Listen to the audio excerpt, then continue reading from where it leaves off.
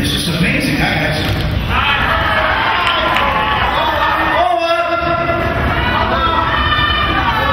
I am so excited about this. One of my favorite actors, one of my favorite guys on the planet. Ladies and gentlemen, Pegg.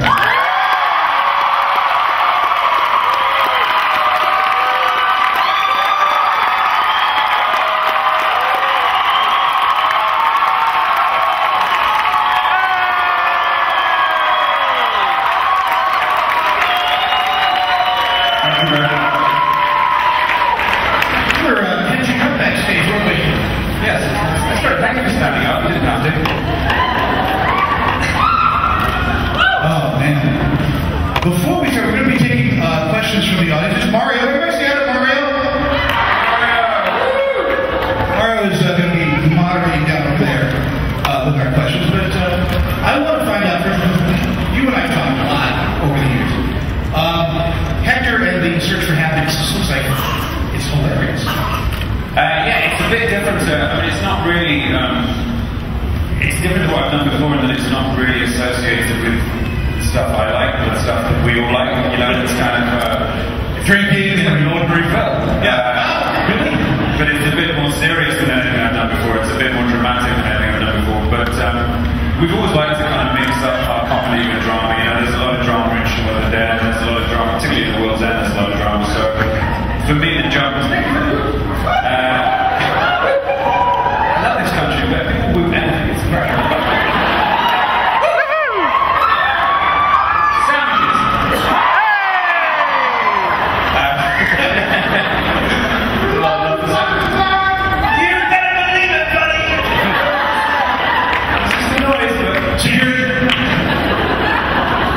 So yeah, Hex is coming out in September here. It's going to be at the Toronto Film Festival, and then yeah, it's a different side, you know, different strings to my bow. And then Mission Impossible. Mission Impossible 5, yeah. That will start shooting in the end of August, and I'm very excited about that. Chris McQuarrie is directing, and it's all sort of going ahead now. At least in London, so. Well, we're going to start some questions up here in just a second, but you've only driven through Salt Lake. You've never actually stayed here. Me and Nick Frost came here on... Sandwiches! No! I don't tell you most of the time sandwiches, because when we did our research trip for The Paul, the movie we did, we drove through... I'm going to pause the roof now. It's like... we drove through Salt Lake City and up over Soldier Summit and then down into Wyoming that way, but we didn't actually stop. We just sort of, not because we wanted to, but we were on a tight schedule, so we had to blast through. So before we start, do you have any questions for us about Salt Lake? Yeah, what's nice to me? Thank you, I'll go there. I'm actually going to have dinner tonight. You know who's in town at the moment? Greg Nicotero of the fantastic special effects guru. He's in town making a pilot. So we're going to go grab some dinner somewhere tonight. So if you see us, come and say hello. There's a little restaurant on 114th South and State Street called Toscano's. Well, I'm not going to go there. Just a plug. We'll be in the Taco Bell on the corner or something. Taco Bell? We have many fine taco trucks too. Oh yeah? Yeah, it's popular here. Let's start, Mario. What was your favorite behind-the-scenes, funniest moment in Run Fat But Run? In Run Fat But Run? That was a very fun movie to make, actually. Thank you for your question. There was laughter every day. Tandy Newton, who was my co-star in that film, because it was a comedy, she felt the need to play lots of jokes on me. So she put like a saran wrap over my toilet, and she shaped a Snickers bar into a poo and left it on the floor of my trailer.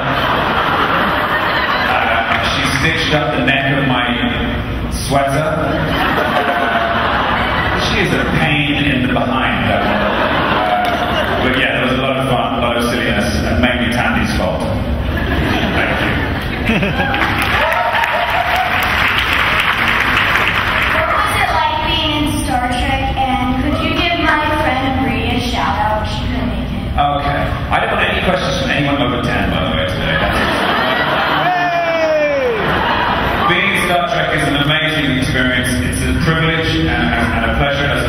for the TV show and the subsequent films, to be in it is insane. And to work with people like Leonard Nimoy, who I've known all my life. It's a very Leonard played Spock in the original TV series, which came out years and years before you were born. 50 years ago. Is it? 50? 48. Thank you. 48.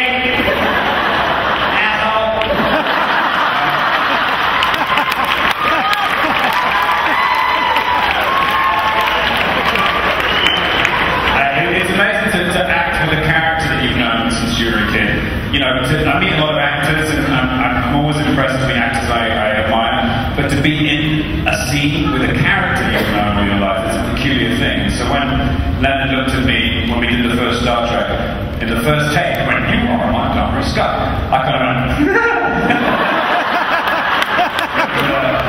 we have to do it again. But, and I remember a really funny moment, me and Chris Pine were in his trailer. Leonard and Chris and me were doing a scene, and we were sharing the trailer because it was near the location, and Chris and I were sat in this trailer with Leonard. Leonard is 80-something, he's an incredible guy, so still full of life, but he was tired that day and he just fell asleep in the chair with his ears. And Chris and I just sat outside of Spock, who was snoring, just looking at each other like, what the hell is going on here? But it's interesting that, Vulcans don't know, but they do snore. And hi, Bree! Yo, Bree! Big shout out to Bree!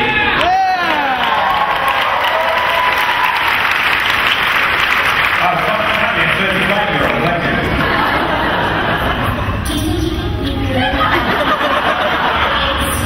Do I think I'd be good at Bilbo Baggins? Well, that accolade goes to my very, very good friend Martin Freeman, who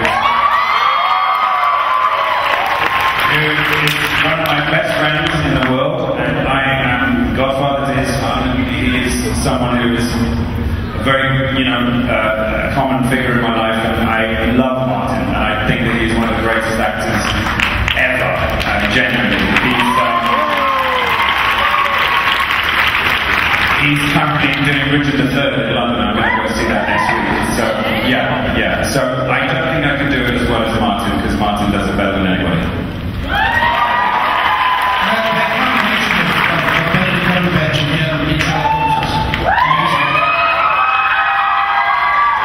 Really, Benedict is such a horrible guy.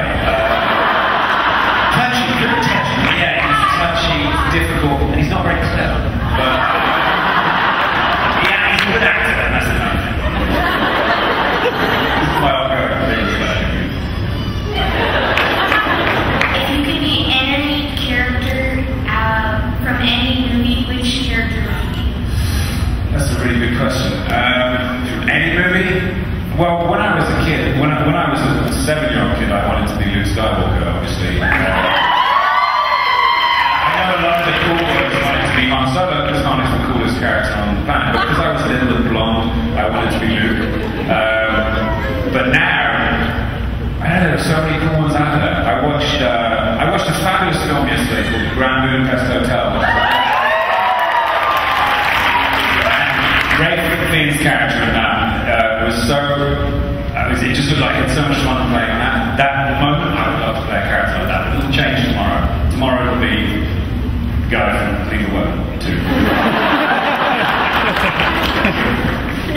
Hey, so I just wanted to say, first of all, thank you for making FantasyCon your very first convention. Oh, yeah. Thank you.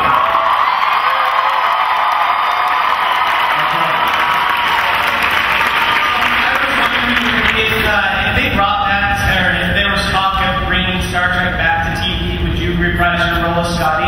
And would you, if I get you to say, I love it, I like this ship? I like this ship!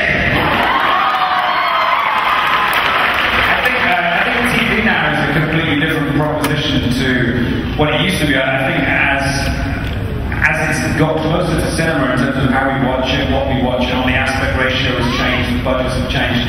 It's becoming a more and more attractive proposition for any actor to do, even for film actors who like to do sort of grander things, I guess, and bigger things. it's difficult to say that sounding like a big down TV. I'm not, because TV is an extraordinary medium. But it's tempting more and more serious acting back, you know, which is an interesting thing. So it started becoming TV series, was something I definitely considered. There are some amazing TV shows on at the moment. Game of Thrones. I'm really enjoying Orange is the New Black at the moment. So always keep your options open. I think the thing about TV is that what you do is you live with a character for a long time. You know, you get to be in for maybe 7 or 8 years. And at the moment, I'm quite happy getting to do lots of different things. But that may change. So you know, never say never. I'm probably too old to be Scotty. Walking Dead. Was that shake fucking dick? I just sounded too old. The place got me. Wow. Really adverse reaction. It's probably a prequel lover over there. I think she said Walking Dead. Walking Dead. In the acoustics of this room, Walking Dead does sound like fucking dick. I apologize to any parents and children in the audience for my language. So, I'm under 10 episodes now. Feet. So, I was going to ask, how do you feel about Fable before you read it? Because I've been a huge fan of the franchise for a long time, and I was Oh, really? stoked to hear you read it. Oh, thank you. I'm embarrassed to say I hadn't played it before until I was offered the role in 3. And a friend of mine was directing it, and she gave me the game to play, and I thought it was a very involving and interesting game. I never play so many video games anymore because I'm a dad, and I just don't have time. I can't. Whenever I sit down to play a video game, I feel guilty. Even if she's asleep, I feel guilty. So you know. I had a second part to my question. Go on. I wanted to know if you could do your impression of Daft Punk. Of who? Daft Punk. Daft Punk. I need the music. Oh, it's my friend from the sign. Hi, how are Hello. you? So there's a picture that's all over the internet of you playing with a dinosaur with your geek quote attached to it. Oh, yes. So, at what point in your life did you feel like that applied to you most, where you felt like being a geek is so liberating? That's, I mean, obviously inspirational to all of us. Yeah. Otherwise, I don't know. I've always kind of felt like when you're a kid, you don't think about it at all because it's very natural for children to be as enthusiastic as adults later become in their state of geekdom. And then you get slightly older and you realise that you know you're still in love with something and you still want to talk about it and you still want to dress up like it and watch it sometimes. It's the older you get and the more you realise how okay it is to be like that. Do you know what I mean? How you need to celebrate that thing and not feel weird about it. That's why these events are amazing because we can all get together and just share that love, you know. And it's a brave and it's a very positive thing to just sort of be out about a passion that you have, you know, and not give a shit what anyone thinks about you for it, you know. There will always be people out there who kind of like have when it comes to your problem, when, you know, they probably have things that they geek you about, you know, sport or whatever. So football or something. But yeah, I think the older I got and the less my love of stuff didn't diminish as I got older. I still loved, you know, I was 29 when The Phantom Menace came out. It still made me that upset, you know what I mean? So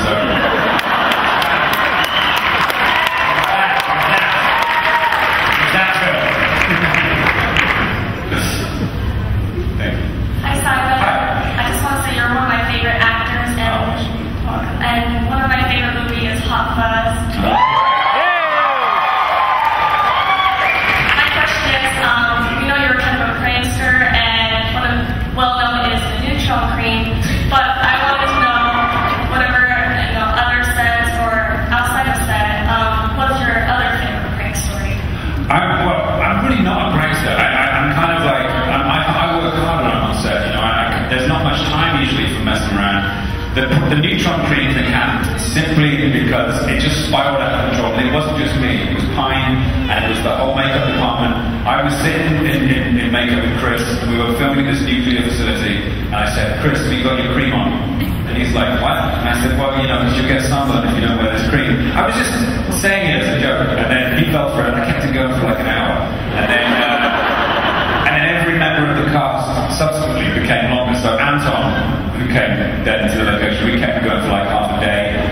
worried because he walked on set, he didn't have it on, and he was complaining of health and safety. By the time we got Zach and Zoe, they were both like, it was like a good morning's worth of, and then we got everybody doing this on set because they had to shake the irons out of their fingertips. And then when it finally came down to Benedict, you know, well, it was John and Carl. Carl Urban is going to get me so badly at some point because he promised it, and he doesn't. It took him 10 years to get back with Viggo Mortensen, and I know it's going to happen to me. You know? But it was a wonderful thing, and everybody was involved, the whole crew. You know, like Grips, early Grips that pushed the dolly, who probably wouldn't never look at me before, would come up and like do the lip pros in front of the other actors about neutron cream. It was this brilliant democratizing thing that just ended up being the most wonderful gag, and I got the blame for it. But the funniest one was, me and Chris were trying to figure out a way to get out of it, because Benedict was just like, he was so taken in by it that he complained at lunchtime that the reason he'd forgotten his lines was because of all the positive lines at the end.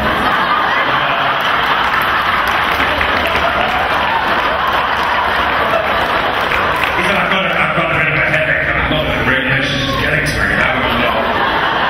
And so Chris and I said, we've got to get out of this, we've got to give him the knowledge that it's not real. So we wrote this format for him to sign, and it was like, it started out as a consent form about how you have to be, it's like an exemption form, so it said, I, Benedict Cumberbatch, hereby accept that by participating in the filming of Star Trek Into Darkness, or Star Trek 2 as it was then, at the NIF facility in Oakland, California, accept that I have to wear the topical ammonium neutron cream, and that it is fake, and I am stupid. Ben is all into his, he's channeling Khan and stuff, which I can say now, thank God. He's sort of like, they say, Benedict, you've got to fill this form, we've all got to fill this form out. He looked at it, he read it, he signed it, and then gave it back to him. So, if you ever want anything from Ben, just give him a form, he'll probably sign it. He'll say, I will come be your sexual slave for the rest of my life. You guys get that signature, he is bound by law. But that was kind of it, but hopefully there'll be more. So I really like your acting, and I think my favorite role that I've ever seen you in is in the TV show Look Around You. A sleeping god. And I was imagining it was probably a pretty rigorous process getting that role, and I was just wondering, what you did to get that role. It was. I sat on a chair in some armor, and I had a nap, and then somebody woke me up and told me it was finished. But it was a great job. Is there a process you do go through though when you are selecting a role? Not really. I mean, I tend to pick things because of, well, two things: the script and who's involved. So. I didn't, when I started working with J.J. Abrams, all I knew from was Alias. I hadn't even seen Lost at that point. Lost had aired in the US, but it hadn't aired in the UK. And he called me and said, hey, do you want to be in Mission Impossible 3? Because that's the kind of thing, he'll do that, he'll just call you, he doesn't sort of go through agents, you just get an email. I got my Scotty thing, was just an email saying, do you want to be Scotty? And I think it was because he cast a few people and he wasn't finding the right person in the heart. Hey, he'll do it. He always says yes. So generally speaking, if it's a good script, and if the person, the fellow actors or the director or someone I really admire, that's a big deal, If I don't know the director, it's always got to be the script. Hello. I have a two-part question. Okay. So who did you have more fun playing as, Sean, Nicholas Angel, or Mary Kay? That's a very good question. I had the most fun being Gary. I love Gary King. I love him because he's such an ass. He was the first character that I played who was not that likable, And Edgar and I, when we were writing The World's End, were thinking how funny it would be to write a comedy about a suicidal alcoholic. And it doesn't really lend itself to comedy particularly, and we thought that was exciting. So, and to play Gary was just, all I had to do was go in to work and be annoying every day. And Nick Frost used to used to literally want to strangle me sometimes because I would do stuff and he'd go, are you honestly going to do that on camera? And I'd be like, So I'd say Nicholas Angel was, until the very last part of the film, was the least fun because he's very straight. I don't smile for 40 minutes in that movie. It's really hard for me because I'm a mug. That's how I make my living, by pulling faces. And I have to be so straight in that movie. And Sean was wonderful, and I always have a big soft spot for Sean. But back then, we didn't even know if that film would get released or that we were going to make the day. It was a more slightly, we didn't have any real experience in filmmaking, so it was a bit more, I wouldn't say stressful, but a little more uncertain. I look back on it now and I remember what a great time I had, but because The World's End was the third in that series, it was nice to feel that we already had a ready-made, a bunch of people who wanted to come and see that movie, so that was a nice cushion. Okay, here's my second question. Really? If you pitted them all in a fight, who would win? I think probably Nicholas Angel. He would take down Sean after Sean would knock down Gary with the cricket bat. Gary can fight when he's drunk, but if he was sober, he probably would. Although, mind you, at the end, he's a pretty good sword. I don't know, that would be a good. I'll tell you what, I'll go back and beat myself up and see who comes out.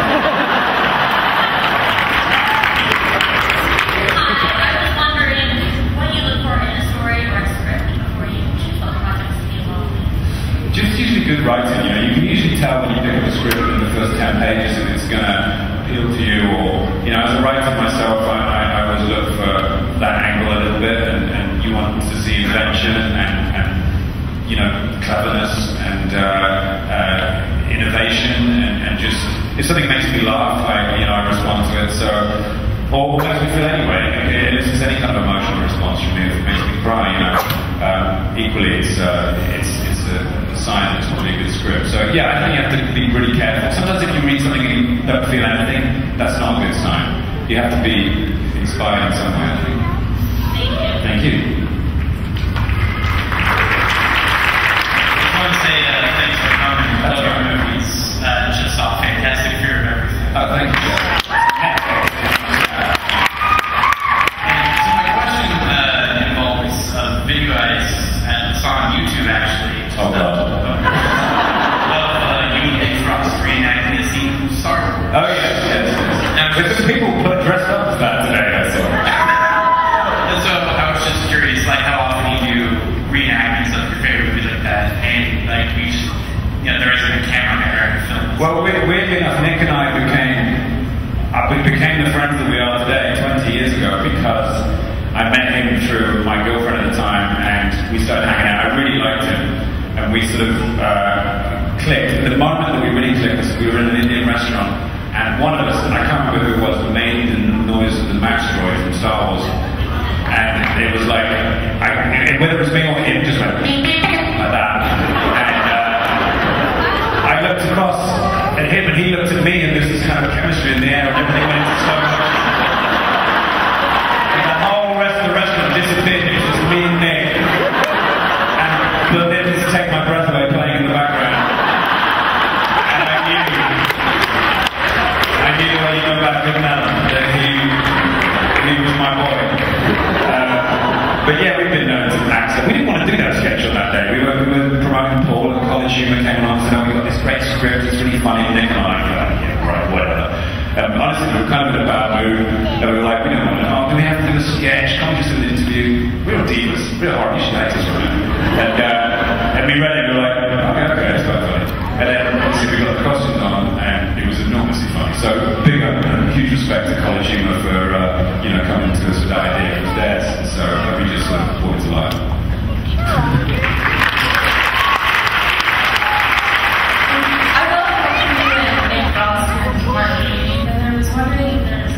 What, together?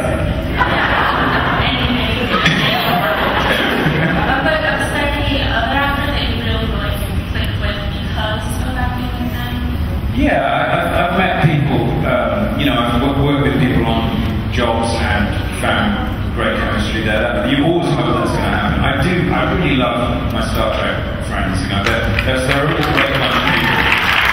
I came to that group as the oldest cast member, and I didn't know any any of these kids, you know, they're all sort of like, I thought they might be all sort of young Hollywood and a bit weird and, you know, sort of needy and all the myths that you understand that young actors like, they're not true. And they're not. They're a really sort of cool, very collaborative, lovely bunch of people, and I love every one of them, and I've made great friendships with them just by being on set with them, you know. So I'd say definitely the crew of the Enterprise, they were very well chosen, I think. Tell me about Kristen, yeah, I love Kristen Wiig, who was played Ruth in Paul. Man, she is the funniest human being on earth. I kind of like, she makes me laugh. We had so much fun on Paul. Just between takes, we had a lot of songs. Me, Nick, and her wrote a lot of songs on Paul, like show tunes. I can't tell you any of them, they're all really obscene. She was a hoot and is an incredibly gifted actress. You know, I think she's a brilliant actress, let alone her comedic talents, which are extraordinary. But yeah, I made a great friend with Kristen as well. You know, she's awesome. Hi, just first of all, I want to say I was at the screening of World's End at Comic-Con last year. Oh, you were? Yeah, I sat 4 seats away from you. With Bill Paxton? With Bill Paxton, yes. That was so cool. Oh man, oh man. It was great. Yeah. I was trying to recommend this tops that. So I just wanted to find out, Space is one of my favorite shows. I mean, it just seems like you and your friends just kind of got together and decided to stick around for a while. So I wanted to find out how that idea came about, how it got made, and just kind of the process there. Yeah, that kind of basically is what it was. I met Jess Stevenson, now Hines, on a TV show in '95, and we just really, there's another actress that I immediately sort of like gelled with, and then I was in a show on the Paramount Comedy Channel, which became Comedy Central in the UK, called Asylum, which Edgar Wright was directing, and we were missing an actress, so I suggested to Edgar that Jess come on. So we did this show Asylum. I think you can see it on YouTube. It's very rare. It'll never be on DVD or anything, I don't think. But because we worked well together at that, the TV company said, do you want to make a TV show? Or can we make a vehicle for you two? And we said, yes, that would be great, but could we write it? Because we had these ideas. There were a lot of sitcoms for like 20-somethings on TV at the time that weren't really saying anything to us as people. The British ones, I loved Friends. Friends was great, but I didn't know anybody like that. I didn't know anyone that good looking, or I didn't know that there could be 6 people that were looking in the same area. It's ridiculous. The chances were just too ridiculous. But particularly the British shows were just being written by 50-year-olds who had no idea what 20-somethings were into, and I really wanted to make a show that spoke directly to a very small group of people rather than trying to appeal to a lot of people. And so did Jess, and we love shows like Northern Exposure and the X-Files, obviously, shows that are fundamentalized by a sort of relationship that's like all they want to be, which is always a really dynamic thing to watch. So we figured, let's put that in the center with Tim and Daisy.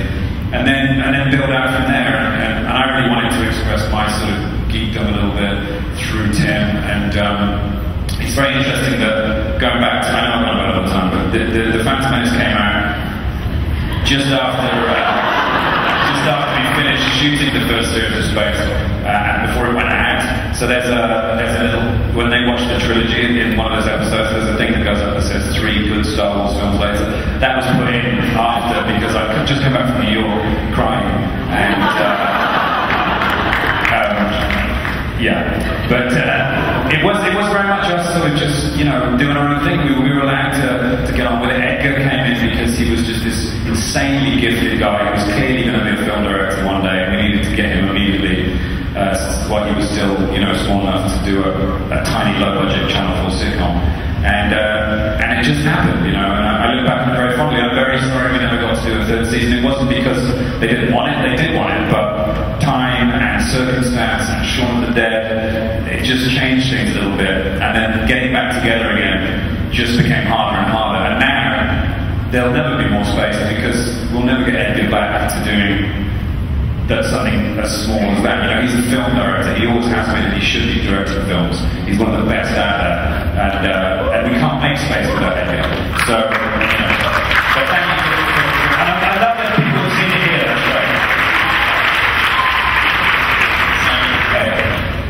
First of all, it's a privilege having you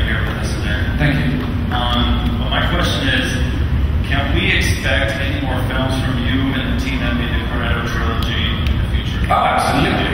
Yes. Without a doubt, I think the only reason those three films became a sort of thematic trilogy really over the time is because we were dealing with certain things that were interesting us. You know, those films are bound by a specific criteria. They're all set in the UK, they're all set now, they all adopt a specific genre, and they're all about the kind of individual versus the collective. That's what connects those three films. The next film we do together won't have to be bound by any of those things, you know. And we're already talking, I'm going to see Edgar tomorrow, we're going to talk about it, we're going to talk about the next film.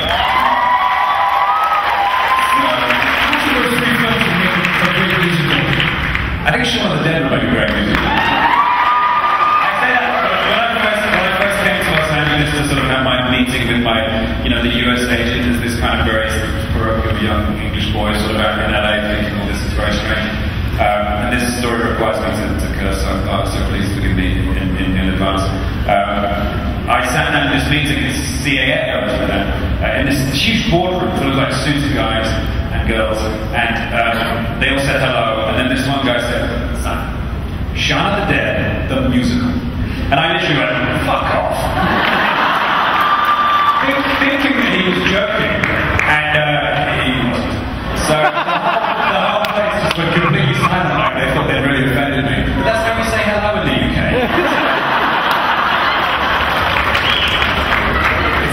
It's our way of, you know, it always makes me laugh, like, the C word here, it's so bad. It's so bad. And I think it's because it's slightly more misogynistic here. It's more, it has a nastier edge. In the UK, it's like, hey guys, how you doing? You know, it's something you say to the parents. I call my mom in sometimes. If we're playing Jenga, and she, like, gets a cheeky one out, I'm like, oh, Mom, you...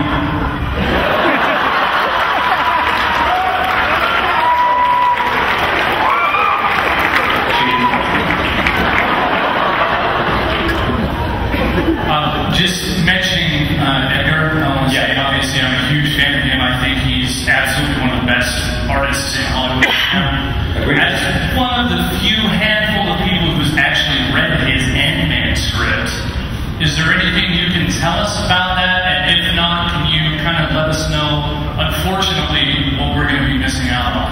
I don't know if that would be fair. You know, it was written by Edgar and Joe Cornish. Yeah. Both of them are superb writers. It was a really fun script, and you know, things just didn't work out. And I'm very proud of Edgar for, you know, sticking to his guns and walking away. And also, you know, Marvel, you know, obviously want something they want, and they should be respected for kind of like ensuring that their sort of, you know, brand specificity is maintained. So these things happen sometimes. I know it's amiable, and it just has to be the way it is. Edgar's script was very fun, and it was very much an Edgar Wright movie. So, you know, those are the breaks, I guess. Hi. I saw you on All-Star Celebrity Bowling. Yes. Kids their asses. You did. I'm very impressed. Yeah. But Nick did this. He was covered in cobwebs. Oh, it's cobwebs. Yes. Yeah. I thought it was hilarious. I was wondering what your favorite impression that he's ever done is. With Nick. Yeah, and what your favorite impression to do is. And of course, I will ask you to do it if possible. I could possibly. The stuff that passes between Nick and I is only for Nick and I. You know those things you have with your friends where if you were seen doing them in public or heard by anybody, you'd be arrested? Nick, actually, the character of Mike that Nick plays in Space was an impression that he used to do for me when we were kids, and he kind of like, I say kids like in our early 20s, he would do this sort of slightly weird kind of military character, and I said to Nick, can I have that and put it in the show, and you can play it, and that's how Nick became an actor. So I have to say Mike is my favourite of his impressions, because it led to him leaving the food serving business and entering the people serving business, and you know, that changed my life significantly. So as for mine, I don't know, maybe Michael Caine, which is we always do on the thing on our DVDs of myself and Michael Caine speaks like this.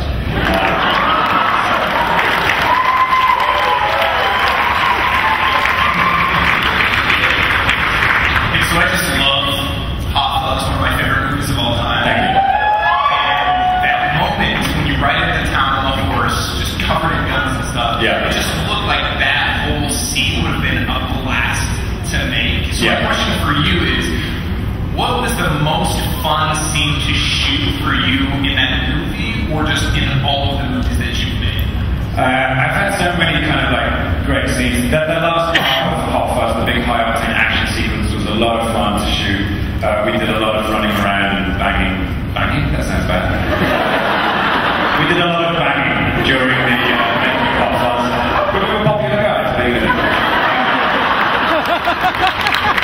But my favourite thing I think I shot was in World's End, the fight in the beehive pub, which is a huge great sprawling fight that was all set to 20 seconds to comply by Silver Bullet, and just all that, working with Brad Allen, who was our fight choreographer, you know, getting to do some what we call pub food, which is this fighting style. But we figured like if you get really drunk, you remember things from wrestling, and you remember things you've seen on the TV, and somehow you become really proficient at it. And that was like that's what happens in the world. That shoot and the fight in the bathroom as well was just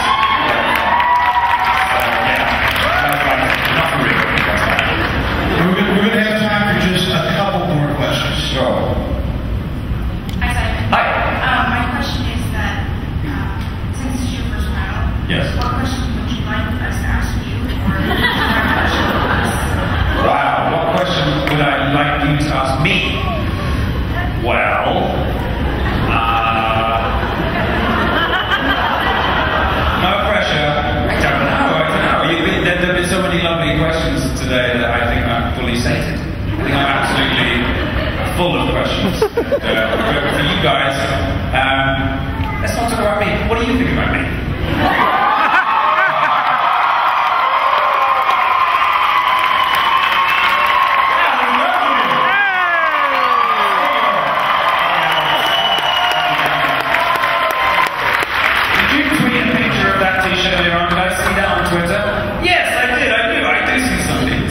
Good. I'm not a complete.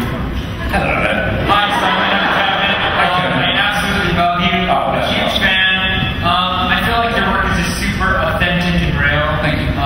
That's a very admirable quality. And so I'm wondering how much of the work you do or kind of the comedy is based off, like real experiences, or based off, you know, you. I think always our sort of mantra, myself and Edgar, has always been write what you know. And I think if you are a writer, it's always good to start somewhere where you're comfortable, you know, where you have knowledge and awareness, and you can write about it honestly. I think that's a really important thing. When you start guessing how people feel or what makes people laugh, you start to go wide of the mark, you get it wrong. Always go for what makes you laugh, what makes you sad, what makes you entertained. Start there. And, you know, The Hot Fuzz was the hardest film to write for that reason, because we had to go and research with the police, we had to hang out with the police and learn it. For Shaun of the Dead, Nick and I have been sitting on the sofa and talking about zombies for years. So I feel you know, prior to, I don't drink actually with, you know, I've got to admit, people think I'm a big drinker. I'm not. I haven't had a drink for 4 years. But I think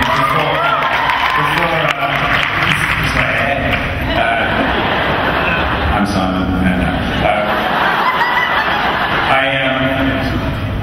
a lot of that heart in World's End was, you know, was very raw and very real, and I think it's always good to talk about what you know, and then you'll connect with people. That was always our thing with space, is that if we can make one person sort of go, oh my god, I feel exactly like that, or I feel that way, it's much better than making a million people go, yeah, do you know what I mean? I'd always much rather one person be. There are references to space that are so obscure. There's a reference in space to like Scully's dog in the X-Files. We knew that, like, I mean, half the people would get it, but those people must be so fucking pleased with themselves. It's worth it. But yeah, be true, I think, is the key. My language is really terrible.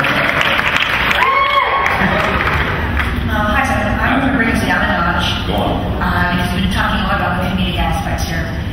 But Gary King is he's a wonderful character, because not only can he be comedic, but he has this background that a lot of people really do struggle with. Yeah. And his creation is really important to me, because we lost someone May of this year.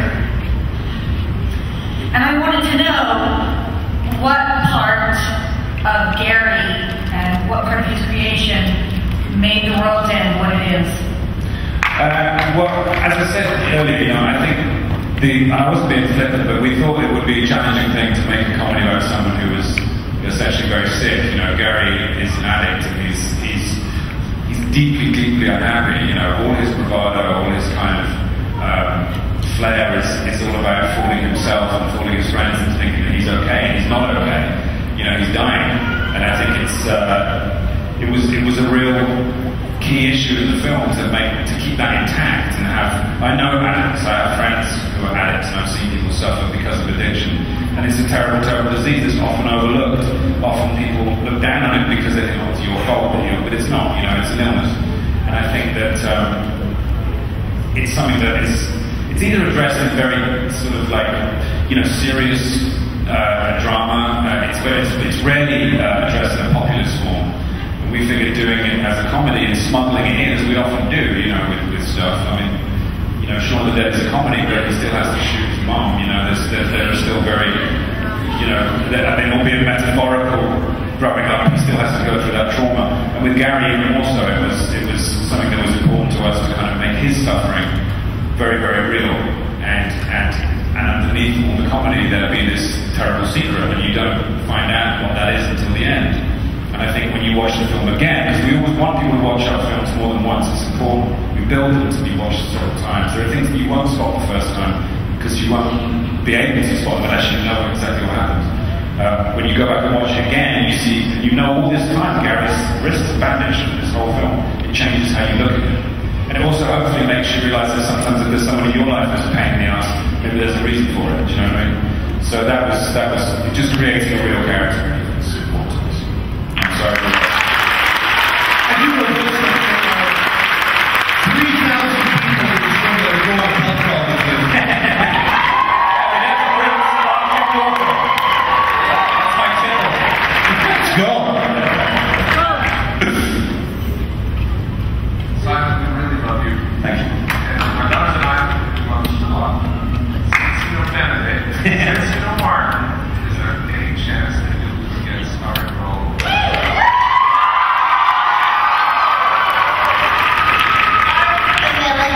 That's a villain.